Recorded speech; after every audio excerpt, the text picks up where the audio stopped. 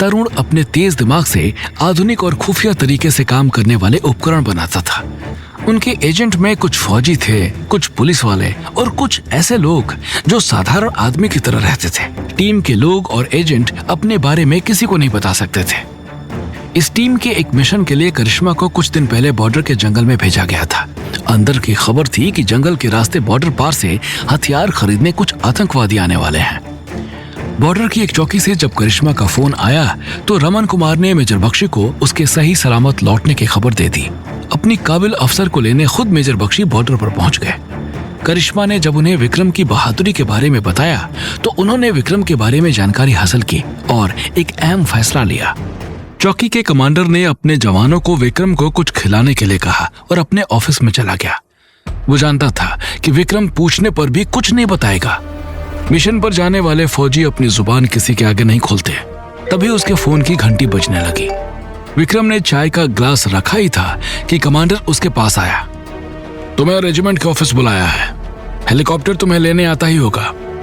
विक्रम ने तनकर कमांडर को सैल्यूट किया और तभी तेज आवाज के साथ हेलीकॉप्टर वहां आ पहुंचा।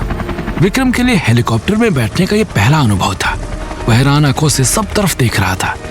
खिड़की से बाहर झांकने पर उसके शरीर में सनसनी दौड़ गई। सारी दुनिया से ऊपर हवा में उड़ते हुए उसे लगा कि वो सबसे शक्तिशाली है। लेकिन अगले ही पल उसे करिश्मा से किया वादा याद आया और उसने अपने मन को पक्का किया कि उसे सही मायने में शक्तिशाली बनना ही है। रेजिमेंट का ऑफिस चौकी के मुकाबले बहुत बड़ा था। गेट के अंदर दोनों तरफ घास की क्यारियां बनी थी और बीच बीच में रंग बिरंगे फूलों के पौधे थे। इनके बीच सफेद पेंट की हुई ईंटों के घेरे के बीच देश का झंडा लहरा रहा था। आगे बढ़ने से पहले विक्रम ने झंडे को पूरे सम्मान के साथ सैल्यूट किया। आगे की तरफ बड़ा सा मैदान था जहां सैनिक एक्सरसाइज कर रहे थे। दूसरी तरफ कैंप था जहां बहुत सारे कमरे बने हुए थे। सभी इमारतों की दीवारें और छत हरे और भूरे रंग से पेंट की गई थी। साफ सुथरी वर्दी में सैनिक और अफसर तेजी से इधर उधर आते जाते नजर आ रहे थे। विक्रम को देखते ही रेजिमेंट के कमांडर ने एक गार्ड को बुलाया और विक्रम को उसके साथ जाने के लिए कहा। गार्ड ने विक्रम को नई यूनिफॉर्म और तौलिया देकर बाथरूम का रास्ता दिखा दिया। कुछ देर बाद जब विक्रम नहा धोकर और तैयार होकर बाहर आया तो गार्ड उसे फिर से कमांडर के पास लेकर गया। विक्रम को बिना देखे कमांडर ने फाइल पर काम करते हुए कहा, तुम बैठो, मैं ये काम खत्म करके तुमसे बात करता हूं। 10 मिनट बाद जब उसने फाइल बंद करके सिर उठाया तो विक्रम अपनी जगह पर सीधा खड़ा था। कमांडर ने मुस्कुराकर कहा, मैं जानता हूं कि तुम सिपाही विक्रम चौहान हो और कैंप कमांडर के आगे नहीं बैठोगे, लेकिन मैं ये भी जानता हूं कि पिछले 3 दिनों में तुम्हारे साथ क्या क्या हुआ है।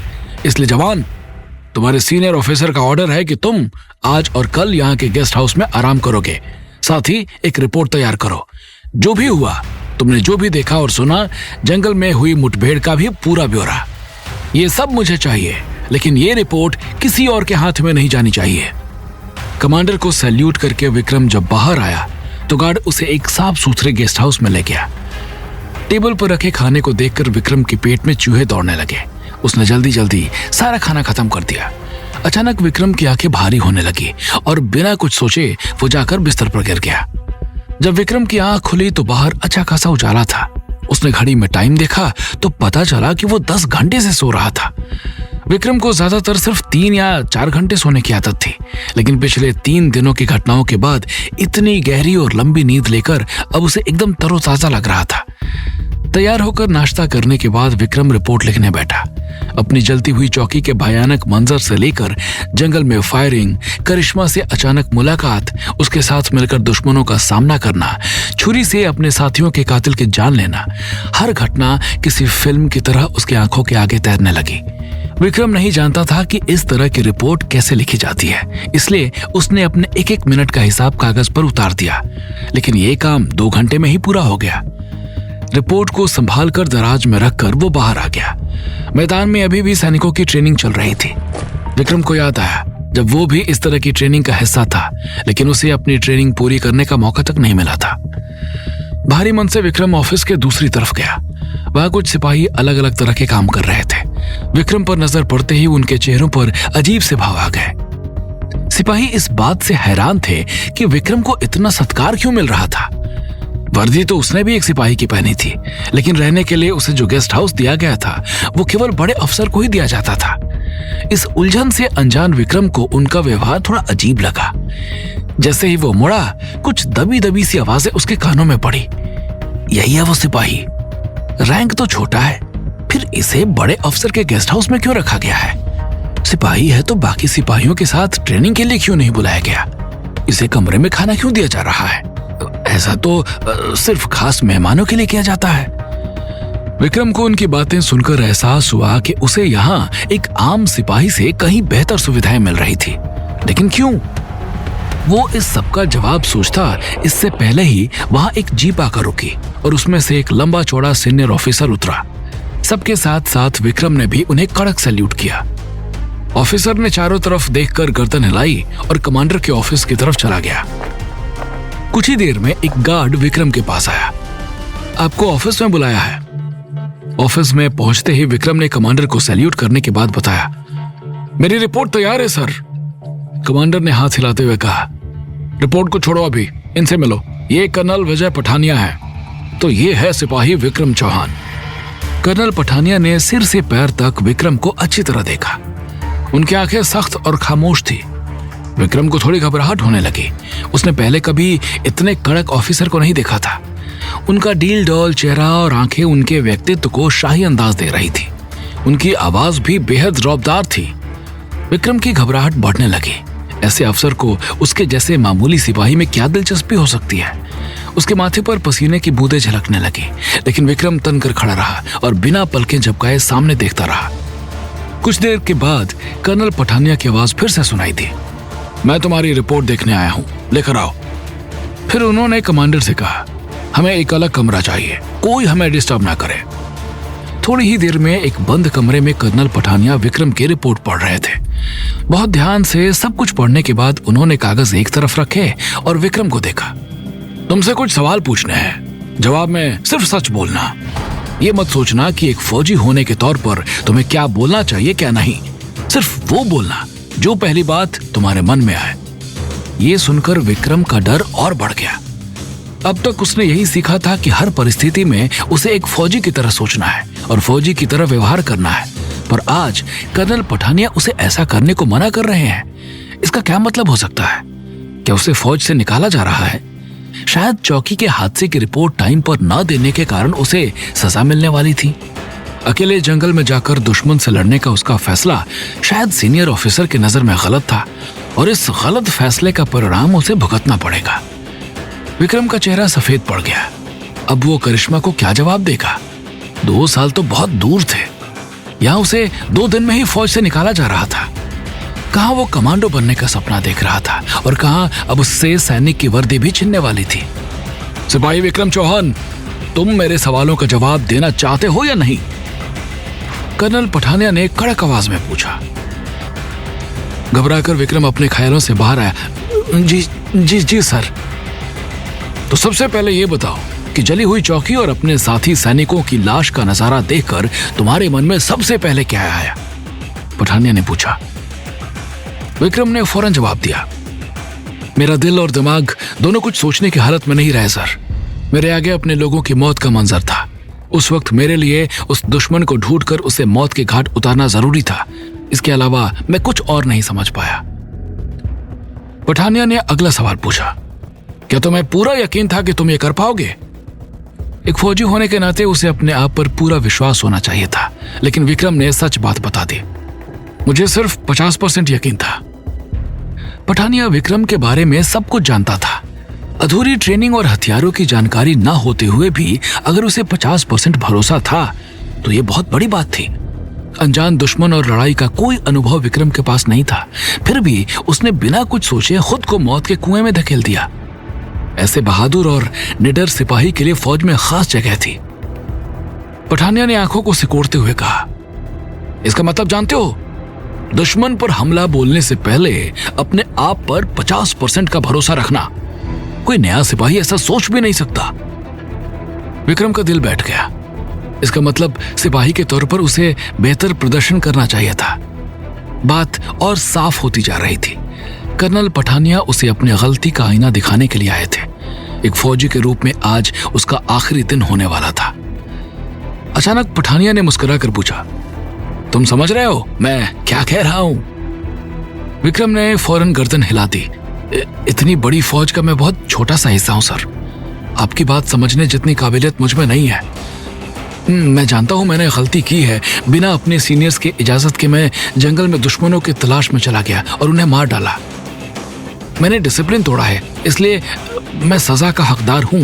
लेकिन यहाँ मुझे इतने अच्छे गेस्ट हाउस में रखा जा रहा है। मेरे लिए कोई नियम नहीं है, हर तरह की सुविधाएं मिल रही हैं। आप इतने बड़े अफसर होकर मुझसे मिलने यहाँ तक आए हैं। इन सब का मतलब मैं सच में नहीं समझ पा रहा। आप ही बताइए मेरे लिए आगे क्या आदेश है? विक्रम की सरलता पर पठानिया दिल ही दिल में मुस्कुराने लगे। उसे मिली रिपोर्ट में विक्रम के साहस, सूझबूझ और ताकत की तारीफ की गई थी। इन सब के साथ साथ उसे मालूम हुआ कि विक्रम एक सच्चा और साफ दिल इंसान भी था। शांत चेहरा रखते हुए पठानिया उठ खड़ा हुआ। आगे का आदेश तुम्हें जल्द ही मिल जाएगा सिपाही विक्रम चौहान। इतना कहकर वो कमरे से बाहर चला गया। विक्रम भौचक्का सा दरवाजे को देखता रह गया। गार्ड ने आकर उसे बताया कि आदेश मिलने तक उसे गेस्ट हाउस में ही रहना होगा। अगले 3 दिन विक्रम के लिए 3 साल के बराबर थे। उसके पास करने को कुछ नहीं था। उसे यहाँ रहकर सिर्फ सोना और खाना था। इतना आराम विक्रम ने अपनी पूरी जिंदगी में कभी नहीं किया था और ना वो करना चाहता था। इसलिए जब चौथे दिन की सुबह कमांडर के ऑफिस से बुलावा आया तो विक्रम फौरन वहां जा पहुंचा। उसकी घबराहट देखकर कमांडर ने कहा, तुम्हारे लिए एक अच्छी खबर है। अच्छी खबर? क्या मुझे फौज से नहीं निकाल रहे? विक्रम ने खुश होकर पूछा। कमांडर हंसने लगा। तो तुम इसलिए डर रहे थे? नहीं, फौज तुम्हें निकाल नहीं रही, बल्कि तुम्हारी बहादुरी के लिए तुम्हें इनाम मिल रहा है। कमांडर ने नीले रंग का एक डब्बा खोला। उसमें रखे मेडल पर देश का झंडा बना हुआ था। उसे देखते ही विक्रम की छाती गर्व से चौड़ी हो गई। वो सिर्फ एक मेडल नहीं था, बल्कि वो सबूत था देश के लिए मर मिटने के जज्बे का। वो सबूत था अपनी मिट्टी की रक्षा करने की काबिलियत का। वो सबूत था मातृभूमि के लिए अपने समर्पण का। कमांडर ने आगे बढ़कर उसके सीने पर मेडल लगा दिया। विक्रम ने सीधे खड़े होकर सैल्यूट किया।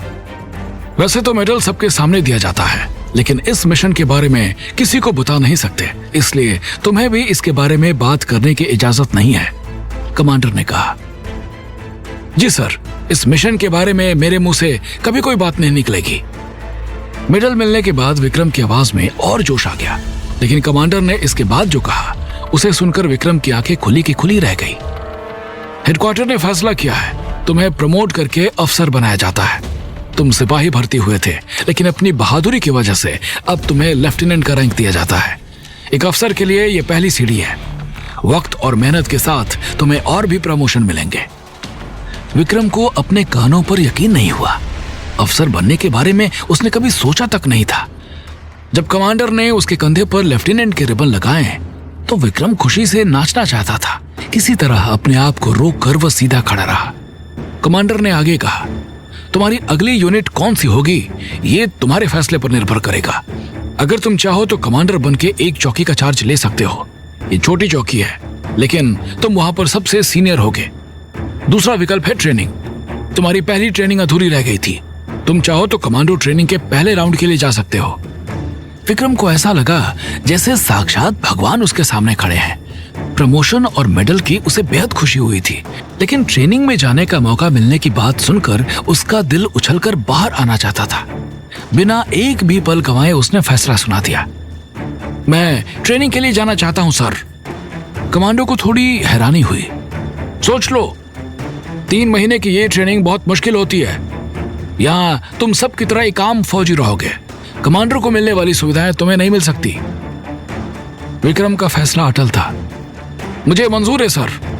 ट्रेनिंग की हर चुनौती को स्वीकार करने के लिए मैं तैयार हूं। उसके फैसले से खुश होकर कमांडर ने उसकी पीठ थपथपाई। तुम सचमुच इस प्रमोशन के हकदार हो। लेफ्टिनेंट विक्रम चौहान, अब जाओ और तैयारी करो। आज ही तुम्हें ट्रेनिंग कैंप के लिए निकलना होगा। तैयारी करने के लिए विक्रम के पास कोई सामान नहीं था। यहाँ आकर उसे 2 जोड़ी यूनिफॉर्म मिली थी। एक यूनिफॉर्म को अपने साथ लेकर 1 घंटे बाद वो जीप में ट्रेनिंग कैंप के लिए रवाना हो गया।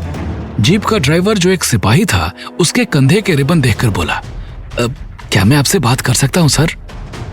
कहिए, आपको क्या कहना है? विक्रम ने उसे देखा। सिपाही ने हसरत भरी निगाह से उसके यूनिफॉर्म की तरफ इशारा किया। आप जब यहाँ आए थे तो मैं आपसे सीनियर था, लेकिन 3 ही दिन में आप अफसर बन गए। ऐसा आपने क्या किया जो आपको इतनी बड़ी प्रमोशन मिल गई? मिशन के बारे में कुछ कहे बिना विक्रम ने आगे देखते हुए जवाब दिया, सब किस्मत की बात है। ये किस्मत ही थी जो आज उसे यहाँ तक लाई थी। ट्रेनिंग कैंप से निकलने के बाद किस्मत का एक और दरवाजा उसके लिए खुलने वाला था, कमांडो बनने का। लेकिन विक्रम नहीं जानता था कि उसकी किस्मत क्या रंग दिखाने वाली है। विक्रम के लिए आगे का सफर अब कैसा होने वाला था? विक्रम की किस्मत अब उसे कहां ले जाने वाली थी? अगला एपिसोड देखने के लिए डिस्क्रिप्शन में दी गई लिंक पर क्लिक करें और देखिए छुपा रुस्तम की पूरी कहानी।